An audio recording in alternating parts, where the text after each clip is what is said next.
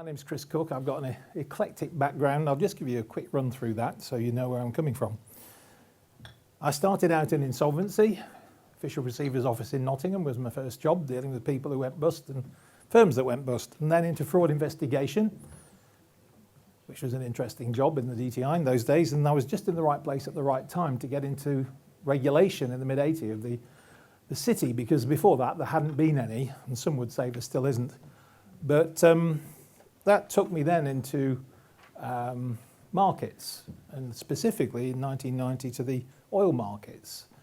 I was a director of the International Petroleum Exchange, which is now part of the biggest oil market in the world. It's all about risk management. It's not really about physical oil.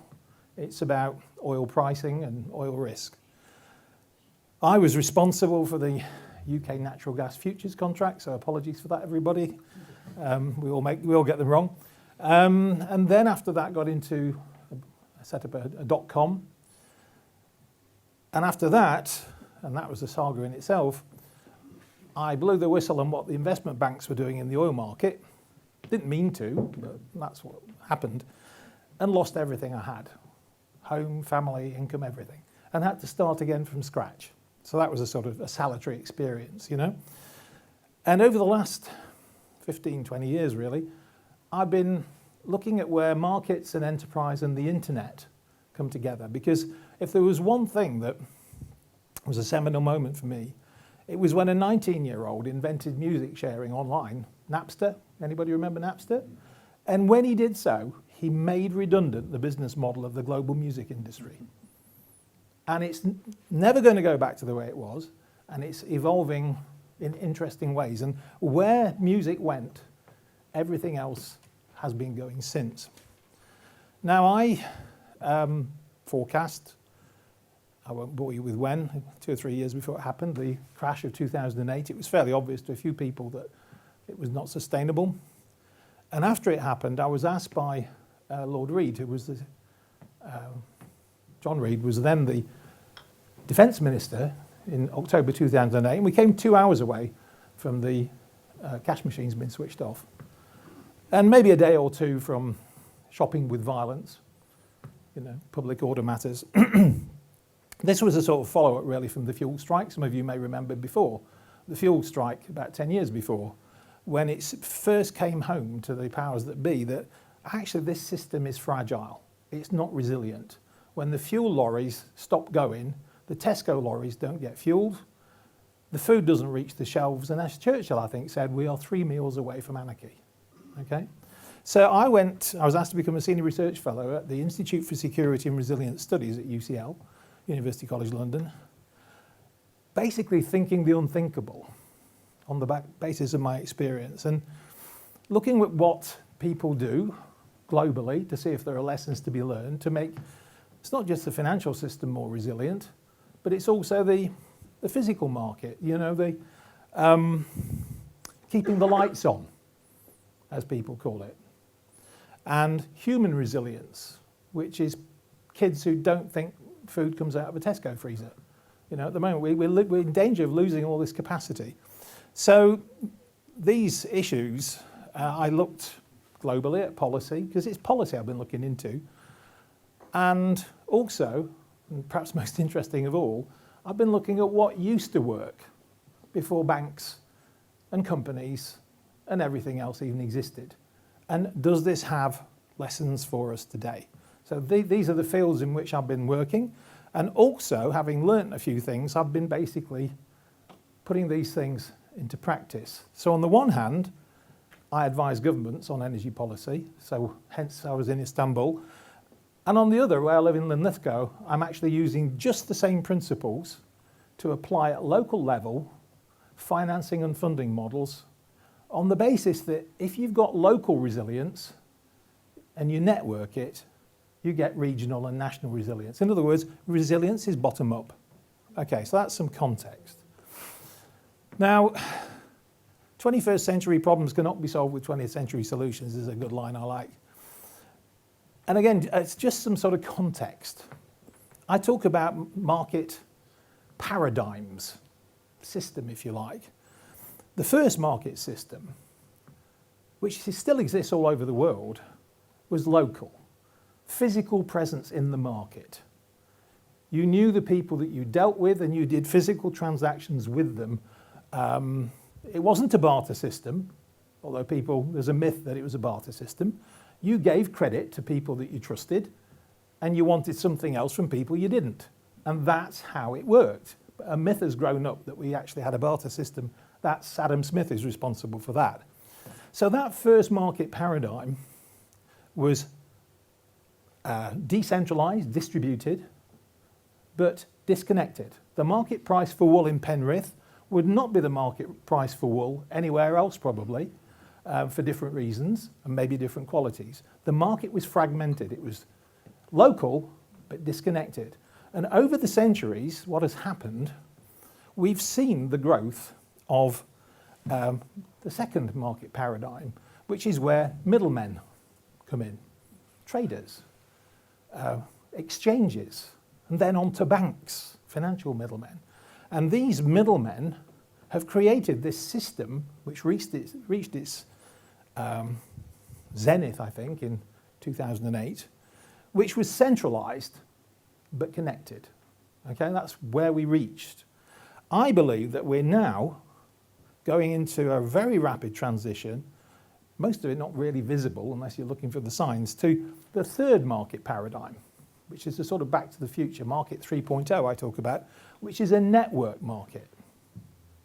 And that's decentralised but connected. Okay? And you haven't got a physical presence in the market. You haven't got a presence through a middleman in the market. You have a network presence. Who hasn't looked at Skype and seen 25 million people on the network? You know, that little thing at the bottom. So that's big picture stuff. What does this network market look like? Because we're not there yet. So resilience, I've already covered this. It's the adaptability to change, and that quote is attributed to Darwin, but apparently it wasn't him. Resource resilience, human resilience, financial resilience. And I specialise. Some people collect insects, some collect butterflies. I collect corporate forms. How sad is that? Okay, you know, I get really interested in a Norwegian whatever, you know, stiftung or stiftelse actually, you know, and there's nothing I'm not interested in when it comes to legal forms. And these are some of the ones that we take for granted.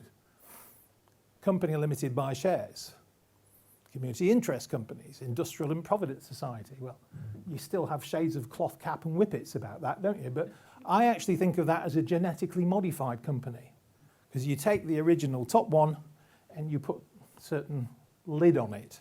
But many people in this room probably don't know about these things or probably don't care about these things, and that's quite forgivable because I'm just a nerd. But the way, basically, what has dominated the system, what we have come to actually use pervasively, is this, and there's a film called The Corporation. The Public Limited Liability Company, the PLC, is the most uniquely toxic form ever invented. And everything it does, it's almost calculated to do, is done at the expense of somebody. To a shareholder, everybody is a cost. Suppliers are cost, customers are cost, staff are a cost, and they're all to be cut. Reducing headcount. You've heard all these expressions. For me, the cost to be cut is the financing cost. And that's what I'm here to talk about, okay? You don't need these people. You need investors, but you don't need shareholders. The sharing economy, who's heard of the sharing economy? Yeah? Shareholders don't share, all right? Shareholders don't share. So it's not possible to have a sharing economy with a company with shares. It's that simple, okay? So anyway, these more exotic forms of, in fact, company limited by guarantee is not exotic. It's been around, you could argue, longer than the company limited by shares. And the LLP is of 2001 vintage, and that's worth a 10-minute detour, but I won't because I haven't got time. Okay, it's a really interesting story where the LLP came from. But these are very, very, very simple forms. The LLP doesn't even need a written agreement. That's how simple it is. You don't even need a constitution because certain default provisions kick in. So it's an excellent vehicle to do stuff, and I will come to that. The company are limited by guarantee. You'll have heard the expression not for profit. It's owned by its members. Infinitely flexible constitution, surplus subject, blah, blah, blah. But it has this management conflict, like any entity does apart from a partnership, that the interests of the people who own it are not the interests of the management. And the bigger it gets, the more management tend to take it over. Look at the cooperative movement. Look at the mutuals, building societies. These have been taken over by management. They rely on the fact that the users, the owners, can't get together. And even if they can, they can't agree. Okay? And even if they can agree, there's no mechanism to hold the management to account. Okay. There is no equity in terms of shares. So how does one of these things raise money? Has to borrow and receive grants and donations. Well, what I'm going to point out is there's other ways of doing it. The LLP, again, for those people interested in these technical things, it's about sharing surplus. There is no profit and loss within an LLP. It's about sharing surplus. I'll come back to that.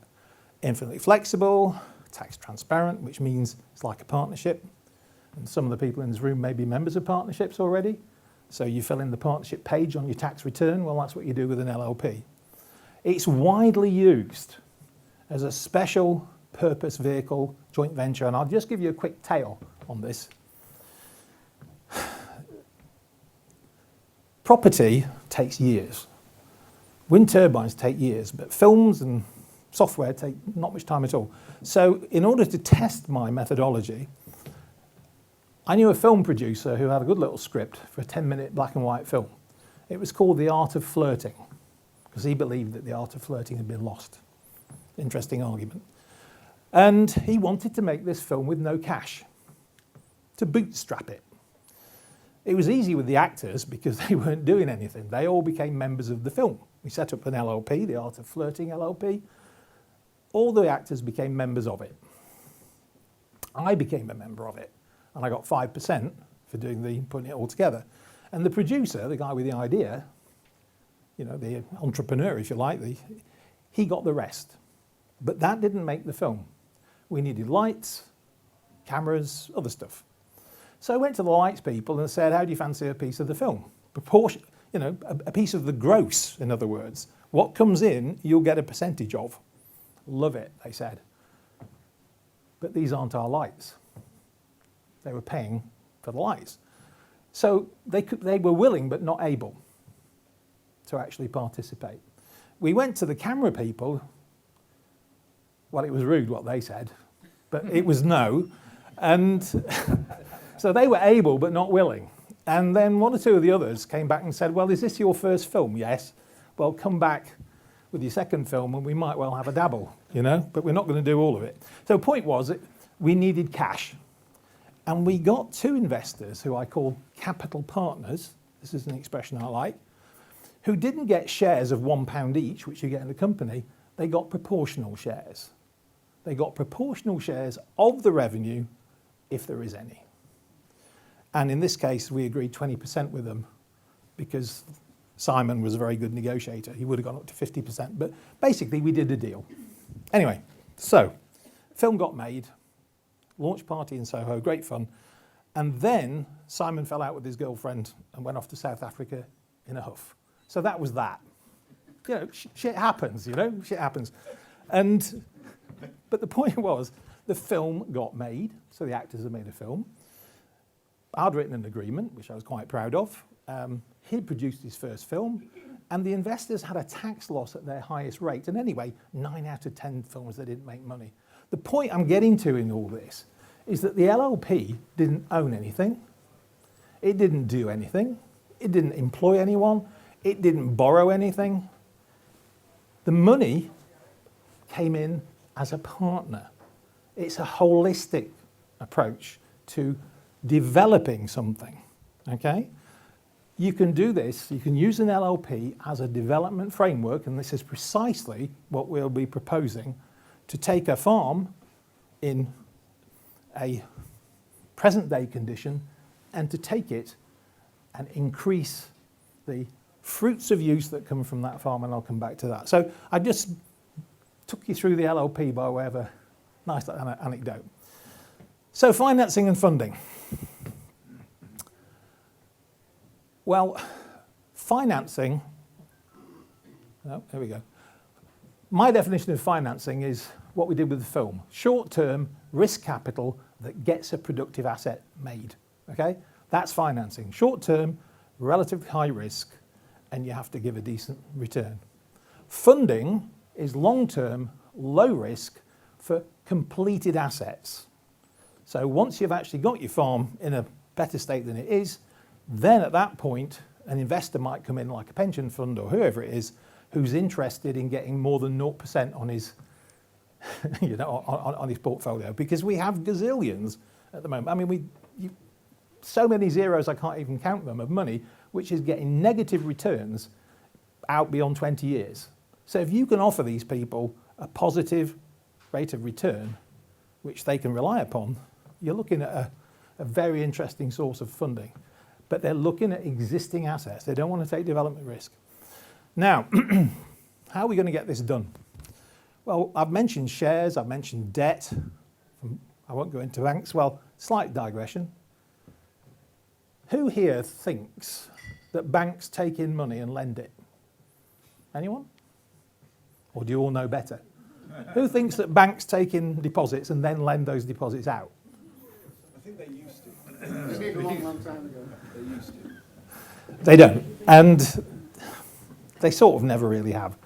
They create credit and then they fund it. Who thinks government takes in tax and then spends? Tax and spend. Well, you all know I'm asking a trick question, don't you? We're all nervous now. Well, I'll come to exactly how governments do it, and I'll just show you why governments spend first and tax later. Okay.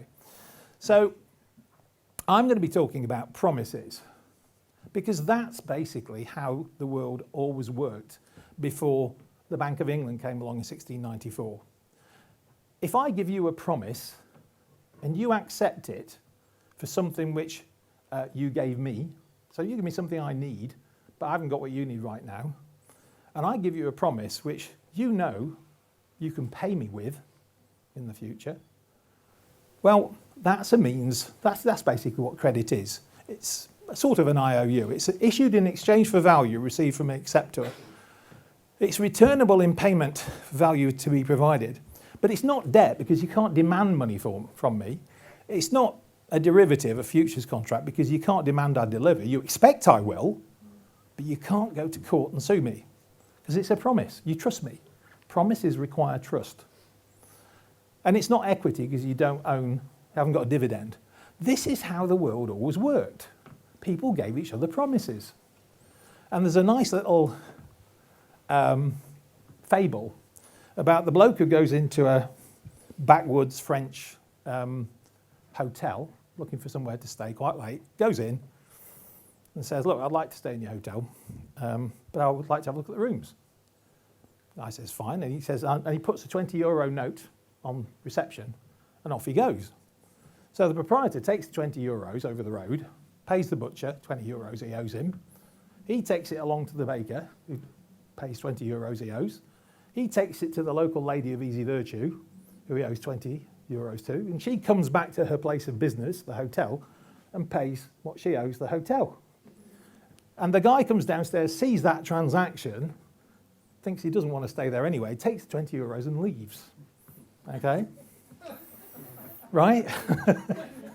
So the euro circulated, settled all those obligations, but the point was, each of those three pairs of people trusted each other on a promise, literally. And so that is how a system, a monetary system, actually works. Euro is just a piece of paper produced by a bank. Okay, it's just how the system. But had they been aware, had there been a database where everybody knew what the situation was, they would have just said, you pay you, you pay you, you pay, and you would have generated the chain. Anyway, I'm off at my favourite subject. So promises are a means of financing. Okay, you give credit to people that you trust, but how do you generate a framework of trust? And this is how we do it. Agreements. A limited company is just an agreement. A government's an agreement. A mortgage is an agreement. Everything's an agreement. Some of them much more formal than others.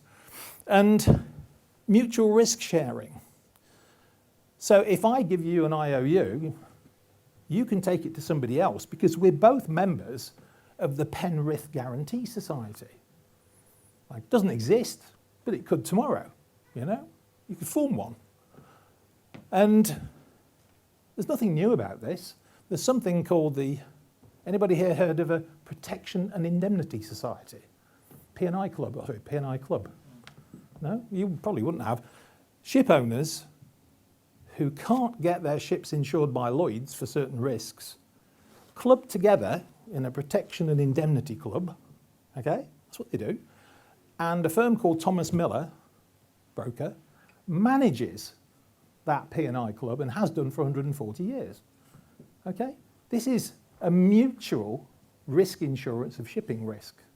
A guarantee society is just a mutual insurance of credit risk.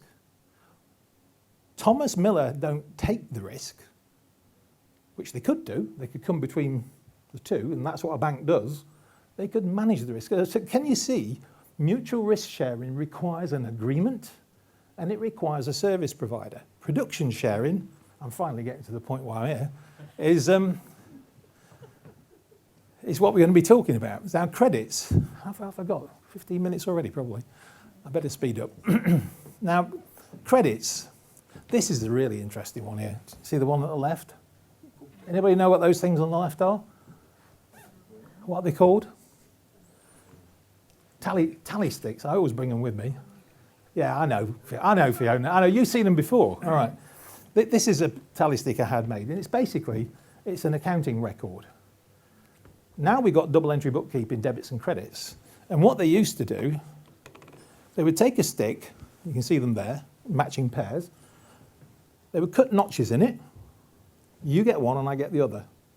And that was a record of a transaction before books of account came along, okay? And there were two types. One was, I'm the king and I sell you some land, and you get what's called a memorandum tally. In other words, a proof of payment, receipt, okay? So that was one purpose, memorandum tally. But the one that really matters was a record of a promise, okay? So I'm the king and I want to raise some funding. This is how the kings funded themselves for 500 years. And it was all based on land. It was either tax you paid or rent you paid. But the king always needed stuff now. So we would go to the taxpayer and say, how would you like to prepay your tax? Prepay. Okay. But what do you want? This is my £10, here's £10 tax, and you can use this to pay £10 tax. Are you going to give him £10 for that? Or £10 worth of your servant's time, or whatever he wants? No, you're not. You want a discount. Yeah? So prepayment at a discount was how the kings funded themselves. And you would take this token, the accounting date, to the exchequer. It would be matched like that, and that was your obligation settled. Same with merchants, they did the same. Tax return, anyone? It was the physical return of the token. Okay? It's in the language. Rate of return, anyone? We think it means interest. Well, it sort of does. That's fixed. Dividend, variable. But the real language is about you're going to make a £2 profit on an £8 investment when you pay that £10 tax. And maybe I lost one or two people because I'm so familiar with this. But that's a 25% profit in 1 year if I pay £10 tax. That's a 25% per annum rate of return. Over 2 years, £5 tax, 12.5% per annum. Over 5 years, 5%. Point is, take the profit, divide by time. What's missing? Anyone? What's missing from that? Compound interest. Right? It's not money for the use of money involved here. You're getting the king's services over that period of time, and he's getting the use of what you gave him. It's a swap. And that was how it worked. And do you know what that was called? If only you do. The stock. Stock exchange, anyone? Shares are shares of common stock. Shares in a joint stock company, if you're really nerdy, okay? Loan stock is the fixed interest variety. Gilts are gilt-edged stock. So this form of funding, which was always around, of prepayment after discount, and still is everywhere in the world, okay? Npower, because they've been naughty boys, are actually handing out energy credits to food banks because they've been naughty boys, and they're distributed to people in food poverty, so in fuel poverty. You know, it's an energy credit. So it's not like money. It's better than money because it keeps you warm, okay? So you see where we're going with this. This form of funding beats the hell out of the conventional because there's no compound interest needed. So there we go, sovereign credits. Credit, you've heard all that. And literally, the sovereign credits were land use credits. So what we're talking about here, what we're talking about the potential for holistic funding of farms is literally farms issuing credits, promises, which are returnable in payment for what they produce. Now this is something, the trouble is, it's so simple, it's difficult to understand. You're all trying to see what's the catch. I spent 6 months trying to see what the catch was, because I couldn't believe what I was hearing, what I was seeing. And it's not until I actually saw the language that I thought, well, hang on a minute, this is how it was. This is how it's always been. This is the best form of equity release there is. And that's what we're talking about here, Christoph, today, is many of you have equity tied up in your farms of one kind or another, and you'd like to release it in a non-toxic way, in a way in which you control. And I think that is one of the principal applications of this. The second is the development framework to how do you develop your farm to the next stage in a non-toxic way. Hello, capital partnership. So these are the two big picture tools. So here, this is how it looks. Sorry, I need a... Any questions now while I'm having a drink? Or you're all stunned?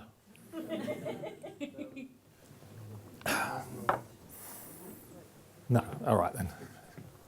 Take them at the end. But this is basically how it looks. These are the stakeholders.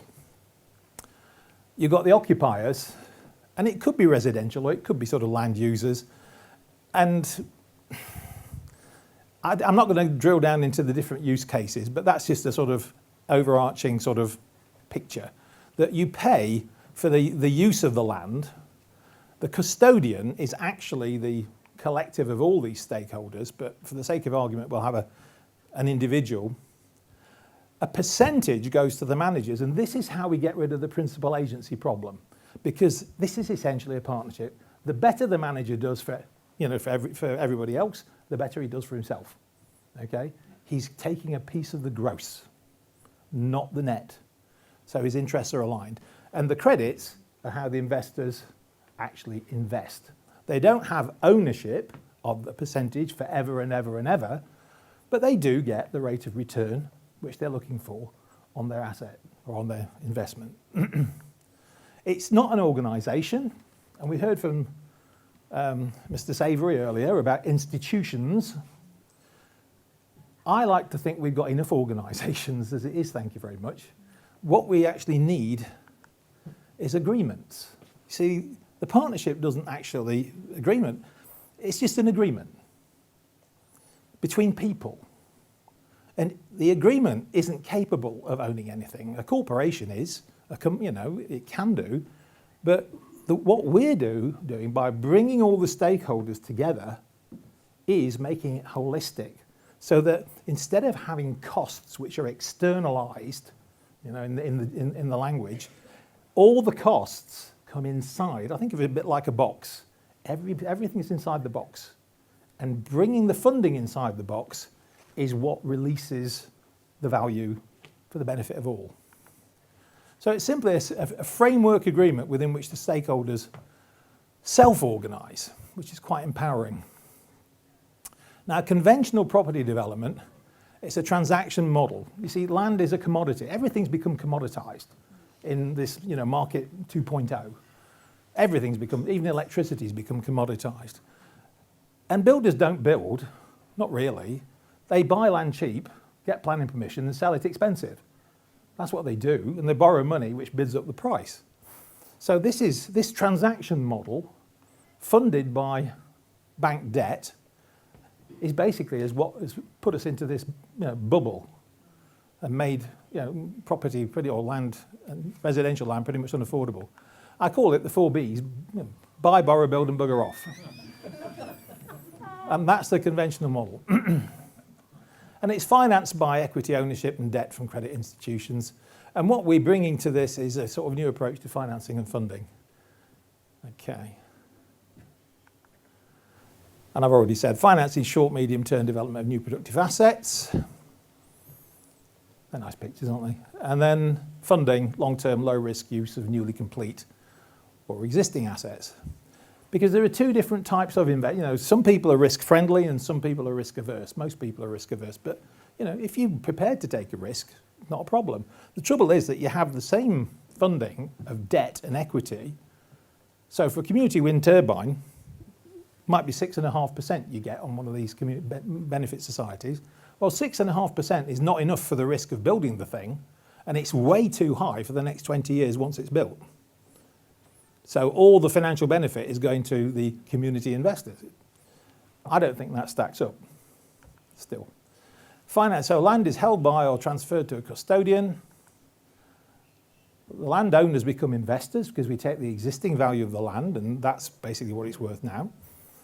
So they're investors to that extent. We bring in resources, physical resources on the one hand, and risk takers provide pounds. But the developers, instead of them being the middleman, buying and selling for profit, they become service providers, and what they're bringing to the ball game is what's between their ears, okay? Intellectual capital. In the energy world, we call it the fifth fuel. So if you go back to James Watt, anybody here know what James Watt's business model was? Anybody care? I'm going to tell you anyway. He actually went to the Cornish tin mines, who had a pumping problem for getting water out of the tin mines, and very, very basic engines, steam engines, and he installed a new one based upon his more efficient boiler. And he didn't sell his pump, he supplied it. He gave them the use of it in exchange for 1/3 of the coal they saved. Okay? It was a swap. It was pumping as a service. He wasn't selling pumps as a commodity for profit. It was about use. And when you start looking at use, particularly with land, all these incentives that you get of transactions when you don't care about quality because that's a cost, and you don't care about energy efficiency because that's a cost, once you start looking at occupation over time, it means that you're going to get a better return for good quality. You see the difference between the transaction model and the relationship model. So the developers invest their intellectual capital of concept and services to actually help build the value, and they share in the surplus. So the capital partnership that we use increases this fruits of use, usufruct. Land rights are essentially use, fruits of use, which could be produce but could be residential use, and the right to exclude. They're the key ones. There are other rights, but if you have the right to exclude somebody, that's very valuable, the exclusive property rights. So what the capital partnership does is it increases the fruits of use, and that's where these land use credits come in. They're returnable in payment for use or for the fruits of use. And it's a new, except it's not new, asset class. It's always been around. And what I believe is possible is to actually reinvent this in modern form. It gets very, very interesting. As I said, equity release is huge potential, massive potential, because the only ways you can release equity at the moment are very, very costly. But this is a way in which it can be done. Investors receive return from rental allocation. I'm getting almost there now. My generation, retiring, although I'm retired, maybe not retiring, what we say, we're what we call in the markets long of property, but short of care. Okay, and the older we get, the more we're going to need care. But it's not just care for ourselves, it's also for the property. You find houses all over the East End of London worth over £1 million, with people who can't afford to look after themselves or even keep the house in good order. You know, I mean, what kind of stupid is that? But that's the way the system is. And they're getting poor returns on deposits. The working generation, on the other hand, is burdened with bank property debt. My young boys, well, not young, but what chance have they got to get on the housing ladder? None. None at all. And so they're long of care but short of property. How do we make that swap? How do we make that trade? And I believe that it's quite simple. Through the use of land use credits for maybe care credits, starting valuing things that actually aren't valued at the moment, we can do it. So here you go. Exchanging rental credits for care, but this was, bear in mind, this was actually prepared more for a sort of residential use and care homes and health that I was looking at. I haven't really drilled down enough into the fruits of use that come from the land, but we can maybe develop this, because it's not just about, you know, it's about produce, for instance. It's about many things that come from the land. But exchange rental credits for care, invest directly, and so the working generation, direct investment in rental credits replaces bank property debt. Young generation, care exchange for rental credit. So basically, 21st century problems cannot be solved with 20th century solutions. They actually predate the solutions we got. That's my conclusion. Well, thanks very much for bearing with me on that.